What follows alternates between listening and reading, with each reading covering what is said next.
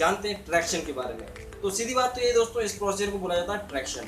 और medical science में traction का मतलब ये होता है कि अगर कोई एरिया फ्रैक्चर हो गया, कोई बोन फ्रैक्चर हो गई है, तो उस पर ट्रैक्शन लगाना ज़रूरी हो जाता है।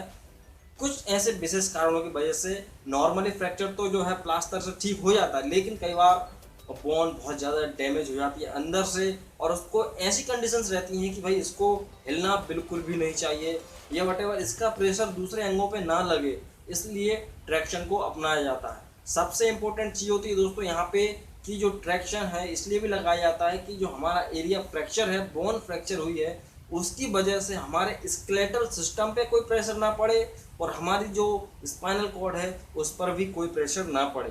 तो इसलिए ट्रैक्शन को अपनाया जाता है। और यहाँ पे ट्रैक्शन जो है तरह तरह के होते हैं, और ट्रैक्शन में क्या होता है कि किसी भी एक पर्टिकुलर एरिया जहाँ पे फ्रैक्चर हुआ है, वहाँ पे प्लास्टर चढ़ा हुआ है, उसको हील करने के लिए, उसको ट्रीट करने के लिए बांधा जाता है, खींचा जाता है, वगैरह वगैरह। तो इस पर बहुत सारे वजन भी लगाए जाते हैं। वजन हो सकता है 2 kilo, 2.5 kilo, 3 kilo, 3.5 kilo, whatever, ये डिपेंड करता है कि किस तरह का फ्रैक्चर है। तो यहाँ पे बात किया अगर टाइप्स की, तो बहुत तरह तरह के ट्रैक्शन काम में लिए जाते हैं। जैसे कि बेसिकली तो 2 तरह के होते हैं, एक होता है स्किन ट्रैक्शन और एक होता है स्केलेटल सिस्टम का ट्रैक्शन। मतलब कि यहाँ पे स्किन ट्रैक्शन की बात की जाए तो यहाँ पे बहुत तरह तरह का होता है। स्किन ट्रैक्शन में सबसे पहला आता है बक्स ट्रैक्शन। इसके नाम पे मत जाओ, ये सिर्फ नाम है, बक्स ट्रैक्शन। इसमें क्या होता है कि जो फीमर हड्डी होती है, जो हमारे पैर की फीमर हड्डी में फ्रैक्चर होता है, तो उसमें क्या होता है कि उसको इमोबलाइज ना हो, मतलब कि वो हिले ना और स्टेबलाइज रहे, स्टेबल रहना ज़रूरी हो जाता है। तो उस वक्त बक्स ट्रैक्शन को करा जाता है। तो यहाँ पे आप फोटो में देख सकते हैं, ये इसमें फीमर हड्डी को जो है खींच के रखा जा रहा है एक प्रकार से, ताकि वो जो है स्टेबल रहे, हिले ना। और दूसरा होता है दोस्तों रसल ट्रैक्शन। रसल ट्रैक्शन भी एक प्रकार से देखा जाए तो ये बक्स ट्रैक्शन के जैसा ही, लेकिन इसमें क्या होता है कि नी जो हमारा घुटना होता है उस पर ज़्यादा फोकस किया जाता है कि भाई कभी कभी क्या होता है घुटने में फ्रैक्चर हो जाता है, तो उसमें क्या है कि घुटने को उठाना पड़ता है और फीमर को खींचना पड़ता है। तो आप यहाँ फोटो में देख सकते हैं अंतर, इसमें खींचा जा रहा था, इसमें उठाकर खींचा जा रहा या खींचकर उठाया जा रहा। तो आप समझ सकते हैं इस तरह से ये ट्रैक्शन होता है। तीसरा होता है दोस्तों ब्राइन ट्रैक्शन, या ब्राइन ट्रैक्शन बोल सकते हैं आप इसे।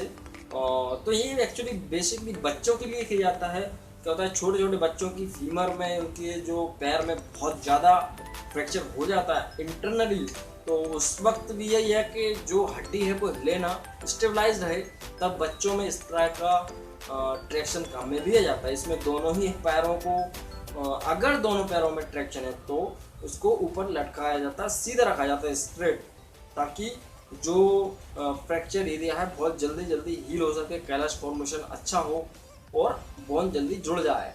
तो और चौथा होता है दोस्तों डनलूप ट्रैक्शन।